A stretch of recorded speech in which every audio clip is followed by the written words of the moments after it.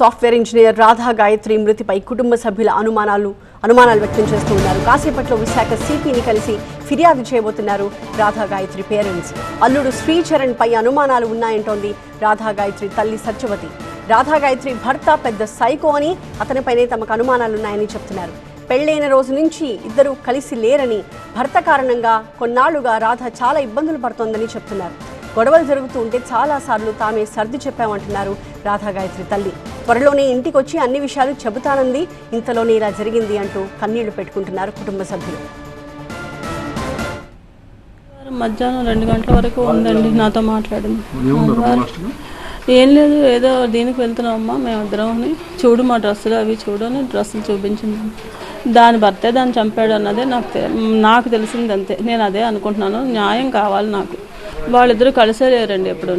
అబ్బాయి పూణేలో ఉండేవాడు, అమ్మాయి హైదరాబాద్లో ఉండేది, ఢిల్లీ వెళ్ళింది అంతే. అది ఫైనల్గా నిన్న వచ్చి చెప్తాను అందరినీ కూర్చోబెట్టి అని మాత్రం చెప్పింది నాకు. అందుకే వెయిట్ చేస్తాను. నిన్న ఈ అబ్బాయి ఇలా చేయడం, ఇలా రావడం అన్నది ఆ అబ్బాయి మీద మరి మాకు అనుమానం ఉంది. ఇదైతే నేను 100% రాసిస్తాను. మీరు ఎవరు చెప్పినా నేను అదే చెప్తాను. ఆ అబ్బాయే చేశాడు. నా కూతురికి న్యాయం కావాలి, నాలాంటి తల్లిదండ్రులకు న్యాయం కావాలి. ఇది నాకు కోరుకున్నది.